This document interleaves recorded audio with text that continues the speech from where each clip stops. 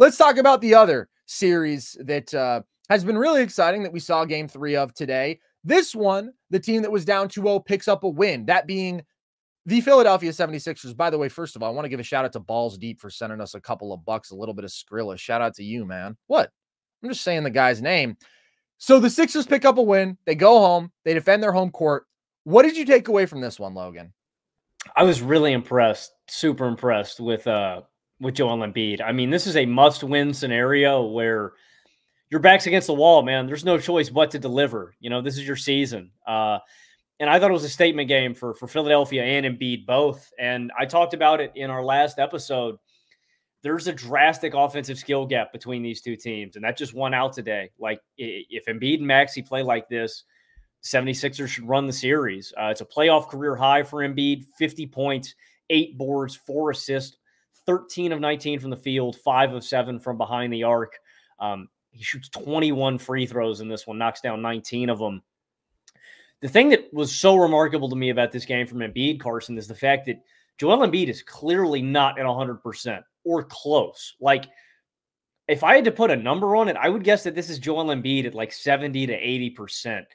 You know, he starts, and this is back to the regular season too. Joel Embiid's a guy that starts most of his actions from the triple threat. You know what I mean? He's going to face up to the basket, and he's going to pump. He's going to take his time.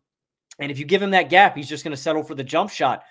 Embiid has consistently, since his return, not weaponized getting downhill, even if his jumper's, you know, falling, even if he can.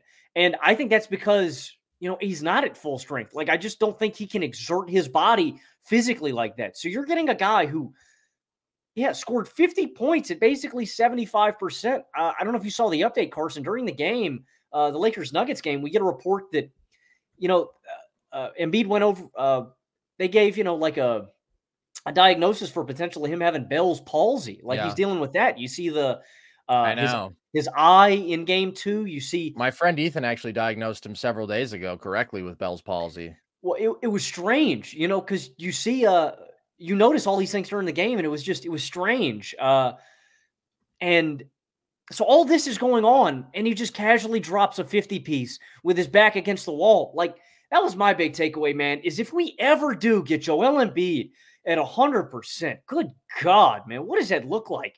Is he just going to come out here and drop a 70-burger, an 80-burger? He dropped 50 at 75%. Like, I don't know, man. He looked like a big Carmelo Anthony in this game, man.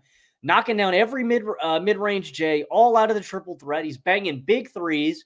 He had a couple big ones in Hartenstein's mouth. Like, he just took over. This is the game that we have been waiting for Joel Embiid, and I didn't know if we were going to get it the rest of the series considering his struggles, how well New York matches up with him physically, and then, you know, obviously how he is nowhere close to 100%, man. What a big game from Embiid. And on with that, what a series this has been from Tyrese Maxey too, man. Like, the offensive gap is just massive. Maxey in this series, Carson, your boy, putting up 31, 5, and 7 on 51% from the field and 39% from deep. In this one, 25, 4, and 7.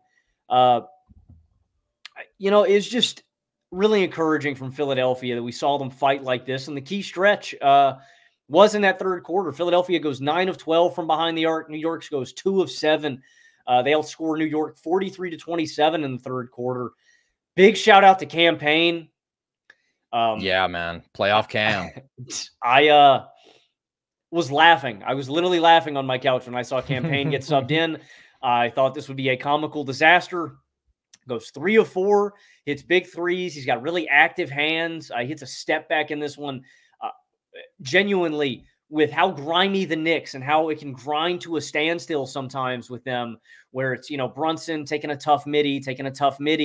You know, the Knicks can really struggle. Cam Payne just lights it up, man. That's a really big stretch from them. And then I want to give a big shout out to another Sixer, Kelly Oubre, too, dude. 15 points, 7 boards, 3 assists in this one. Hits a big 3 in the third quarter, too. But just great defense, energy, and effort all game long. 3 offensive boards in this one, 2 steals. So it's the offensive skill gap. I also think it's the Sixers doing a great job of getting the Knicks bigs in foul trouble. Anytime you can get Hartenstein and Robinson off the floor and get a Chihuahua minutes, or getting those guys consciously thinking, like, can I foul? Getting them to play differently because of the scenario. It's just a win for Philadelphia. But the offensive skill gap won out in this game. I thought it was a great Jalen Brunson game, but the Sixers, their offense wins out, but a lot more energy, a lot more defensive effort, and just an impressive prove-it game for Philadelphia. 2-0, must-win fashion. You need to stand and deliver, and Joel Embiid, Maxey, and the Sixers did that as a whole, man. They needed this one bad, and I'm glad they got it done. They threw their best punch in this one, and I just don't think the Knicks can quite match the Sixers' best punch. I picked New York to win this series, but there's just a ceiling when Embiid has everything going. And Maxey, this wasn't his best game. This was honestly his weakest game of the series, but he's been so consistently great. Like, Philly had still had, honestly, the two best players on the floor through the first two games because of how off Brunson had been, but Embiid hadn't been convincing in those performances. And clearly he was hampered by the injury, and he was super jump shot reliant, and they weren't falling like they were in this one. Like, my goodness, dude, that has been the biggest cause for Embiid's playoff downfall. We talk about all the factors: health, significant over the years; playmaking, significant over the years, him breaking down in those playoff environments; his reliance on getting to the line, not translating. Certainly wasn't a problem in this one, but generally you don't get as favorable a whistle. Your free throw rate goes down. You flail. That turns into a turnover where maybe it's free throws in the regular season. But the single biggest thing has been that last year, Embiid went from this stellar jump shooter generating 0.97 points per jump shot in the regular season to 0.59, Logan. That is like a 35-40% drop off in your efficiency as a jump shooter, right? And then the year before that, he went from 0.94 points per jump shot to 0.7 in the playoffs. He's been under 28% from three in his playoff career. Like, consistently, his jumper has just failed him. And in this one, it was the foundation of everything. It was unbelievable. Facing up against Mitchell Robinson, stepping back, nailing a jumper over a double team multiple times in this game, nailing these jump shots through contact, nailing these jump shots even when he's like clearly trying to get a foul call and he doesn't, and he still makes them anyways. And then the 4 triples in the third quarter was just absurd. Like, when Joel Embiid is that level of jump shooter, he's unguardable. And that's the Joel Embiid that we see so often in the regular season. It's just like rhythm dribble, pull up, right in your face, right? Just jab step, face up jumper, right in your face. You can't do anything about it. Knocking down his spot up threes and his pick and pop threes. And that was the version that the Knicks got. And ultimately they couldn't do anything with that version of Joel Embiid because nobody can. We haven't seen that. And for him to do it, as you said, under these circumstances, with the knee injury still being a factor, with Bell's palsy on top of that, like, that is really extra remarkable. You can't stop that shot making if you're the Knicks. What you can do, though, or what you have to do a better job of at least, is keep him off the line, because it's just egregious in this game.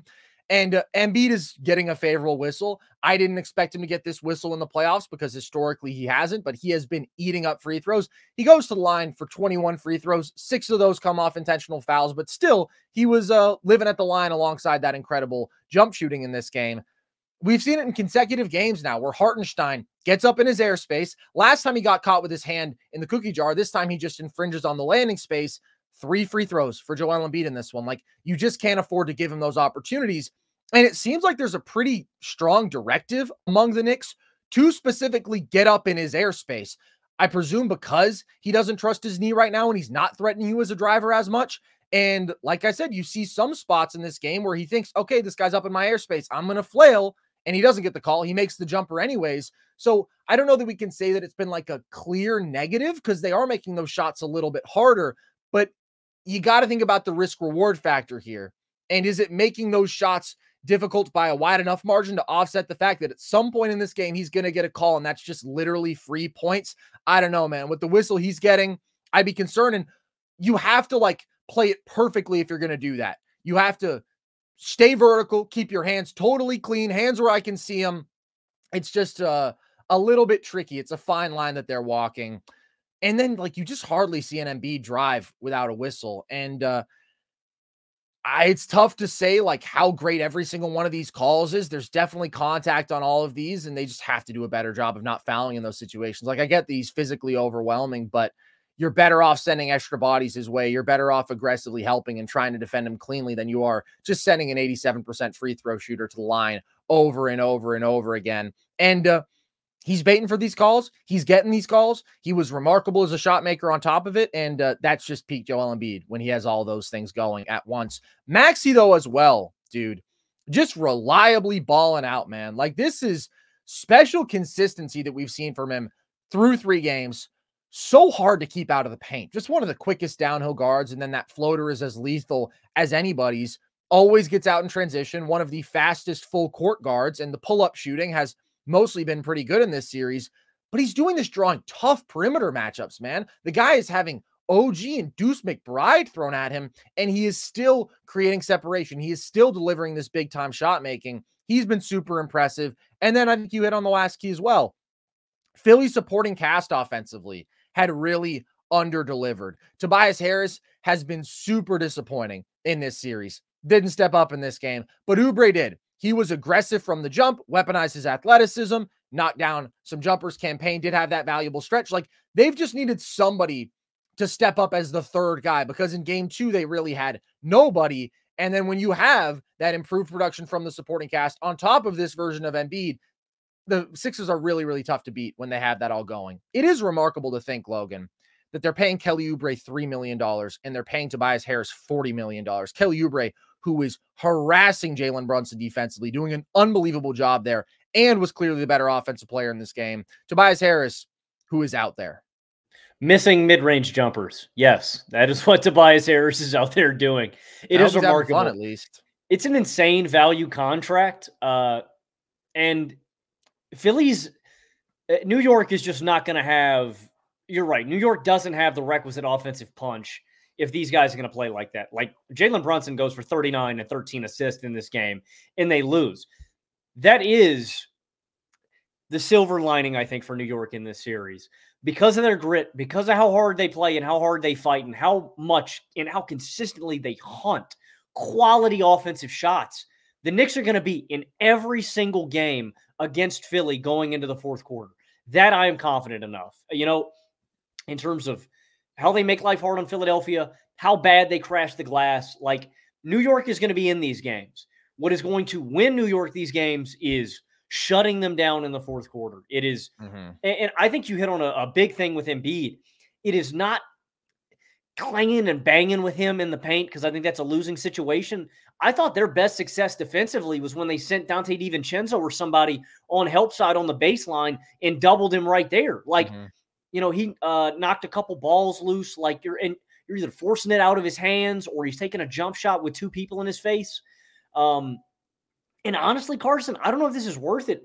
With his inconsistent jump shooting, tonight this wouldn't have worked, obviously, because he was lights out. I mean, this was an elite Embiid jump shooting game.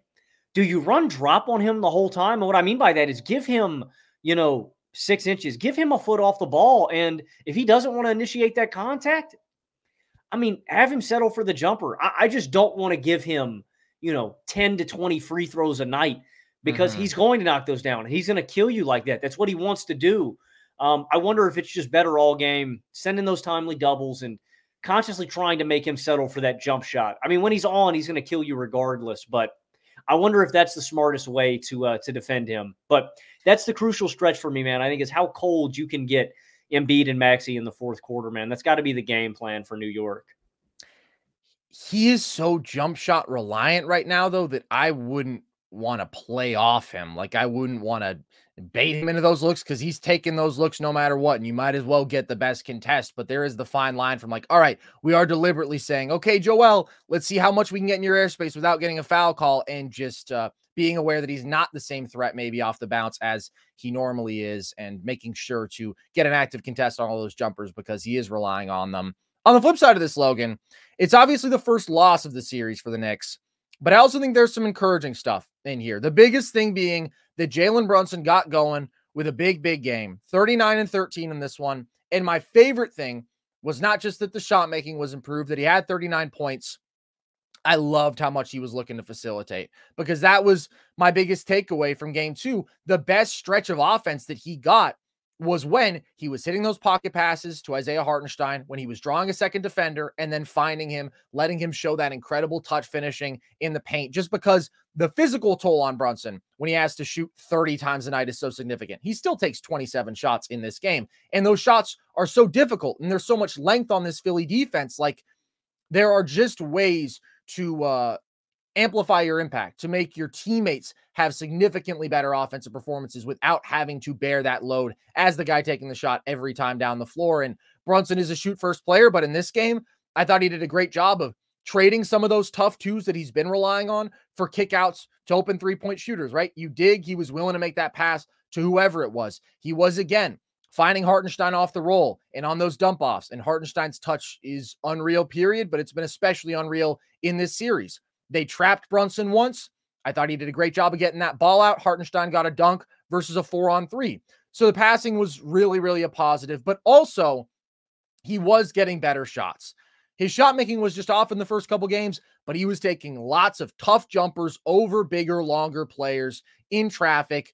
This game, I thought he did a better job of driving hard, especially when Embiid was off the floor. If B-Ball Paul was at the 5, Brunson was going to make sure that he got into that paint, which was a good thing. And even on Embiid, he's not going to challenge him at the rim, but getting to those 7-foot floaters instead of those like 15-foot mid-range pull-ups makes a difference. And getting quickly and decisively downhill with the defender trailing is a good thing, because when he's tried to trap those guys on his back, like, they're so long that the rear view contests have affected him some. So it was a decisive, smart game from Brunson. One point, he had Batum in single coverage, just dusted him off the bounce, got a clean layup. Embiid wasn't totally dialed in help. He finally got a couple open threes, like legit open threes, which has been so hard for him in transition, spotting up. Like, Philly's been so attached to him off ball that it was nice to just see him get a couple of nice, easy looks to build a rhythm. He got to the line more. He did make more threes. So he was just generating more high-value offense. I love how Brunson just carves his way to wherever he wants to get around the mid-range and on the outside of the paint. Like, that's generally very reliable offense. But also, you got to get some of the easy stuff. And in the first 2 games, he didn't get any of the easy stuff. In this game, he did get some of the easy stuff, and I think that was valuable to him having an improved game. Still had a couple costly turnovers late in this one, particularly you just see how well Kelly Oubre is defending him, hounding him, and he picks up his dribble without a plan and just kind of throws the ball away. And then he had that miscommunication with DiVincenzo. So wasn't the strongest close. But if I'm a Knicks fan, I'm just happy to see Brunson get it going, because the Sixers had that man in jail, and they defended him better than anybody else in the regular season. And they have great personnel, a bunch of dudes to throw at him. And he's had to carry such a load that it's like, just seeing him put up an offensive performance like this, even in a loss, is encouraging, because for your ceiling long-term, like, you can't keep winning games just on Hart, just on offensive rebounding, just from your role players making clutch plays. Like, at some point, your guy has to be the guy. And he was for the most part in this game. Jalen Brunson is like the perfect point guard, man. I just love him so much. He's so valuable to have. Like, Brunson rarely makes a bad decision. He is such a good game manager and decision maker, man. And the way he gets into the lane is invaluable, because it just sets up the entire offense, man. If he is getting to that floater range shot, if he is taking a tough turnaround, or if he's kicking it back out and even getting like a hockey assist where the Knicks swing it back out, and all of the guys around Brunson, save the big man, if it's Hartenstein or Robinson, compliment him in the sense that all of them are capable catch and shooters. All of them can attack a closeout and hit a mid-range jumper. Like in this one, you know, Hart gets into the teeth of the defense, hits a floater. OG Anunoby gets in there, hits a midi. Like, these are some of the most valuable shots that you can hit in the playoffs, because, you know, I know that we all focus on all shots at the rim or three-pointers, right? They're the most valuable shot in basketball. In playoff basketball, you're going to need to knock down some of these shots. And the Knicks supporting cast around Brunson is just so capable of doing all of it. And he's the one that gets it started. Like, he's one of my favorite players, man. He's one of the most impactful 6'2" players in like basketball history, man. Like, it's rare that you see a small guard like this impact the game in such a major way. And he's such an elite shot maker, man. He just has elite touch. Like, Jalen Brunson just generates so many high quality looks for himself and for his teammates every single game, man. He's just reliable. I love Jalen Brunson so much. He still bears such a responsibility. Like, I think it speaks volumes that he does all this and they still do lose. And Josh Hart has another big game. He's been awesome in this series. Like, yeah, their offense was good. It was just Embiid giving you 50, man. You're not going to win a game when Embiid gives you 50. Literally. I don't want this to go under the radar because Embiid had 50 points, man. This was an elite Brunson game, and he is so consistent, dude. Brunson is one of the premier point guards in this league, man. And I do think the supporting cast can do a little more. Hartenstein and Robinson not getting in foul trouble, is going to be huge, I think, in later games. I think DiVincenzo can do more offensively. Josh Hart has another stellar game, Carson. This dude, in this series, this is remarkable. I cannot believe this is a real Josh Hart stat line. 21 points, 11 rebounds, and 4 assists on 52% from behind the arc, man. Ridiculous. In this game, 15, 7, and 3. Hustle plays, Hart plays, everything. Anunoby has some of his moments. He play makes for Hart for a 3. He has really big 2 back-to-back clutch 3s in this game. There was another one where I think Oubre was on him, and he just explodes right past him for an easy dunk. I mean, that to me is going to be a big key, Carson, is how the rest of the Knicks offensive pieces can step up. Can Anunoby give me 20? Can because Hartenstein had another good game. Can he consistently keep giving me 15? Can I get more from Deuce?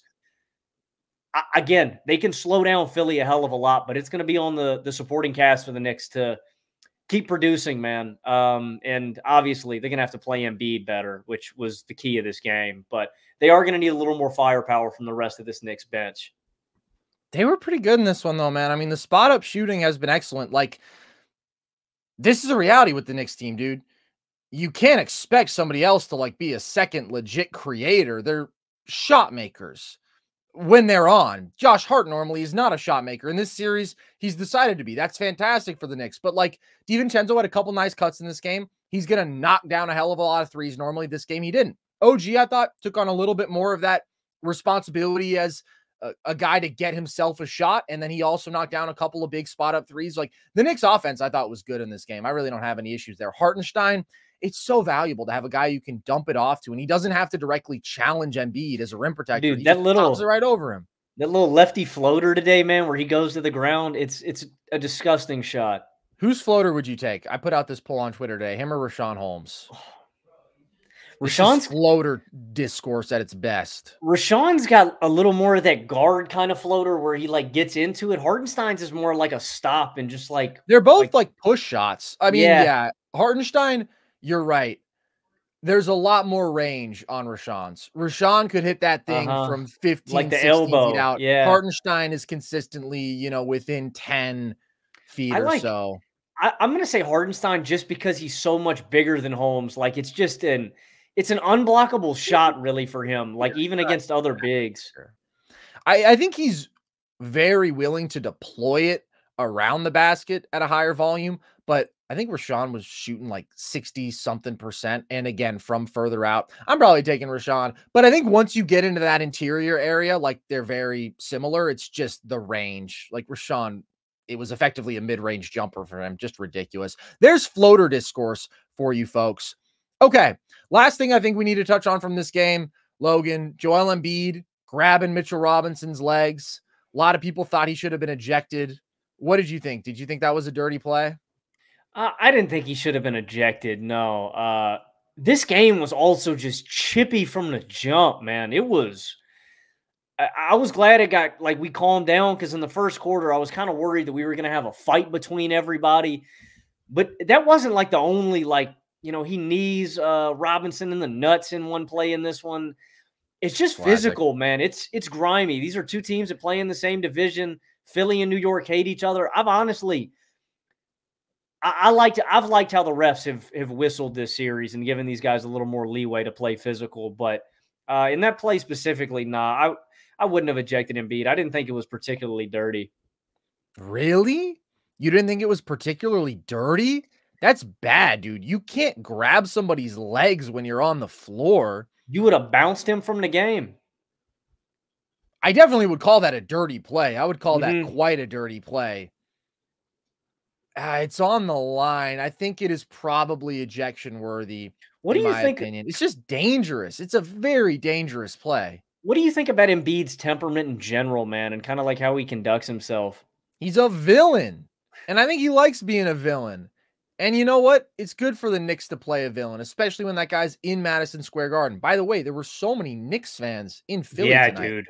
My Well, goodness. I mean, But the train runs. I mean, that's an easy, I know, but I mean, Sixers season ticket holders are selling their tickets. That's crazy to me. Come on, yeah, guys. that's fair. I don't know. I mean, I figured it was. I kind of took it. I kind of expected New York to kind of like not like have an advantage in Philly because Philly fans are rabid, and I think they were the second team in overall attendance this season. The Knicks were third, Philly was 2. Mhm. Um, no, I don't know, man. Knicks fans are rabid though. I kind of expected them to roll deep in this series.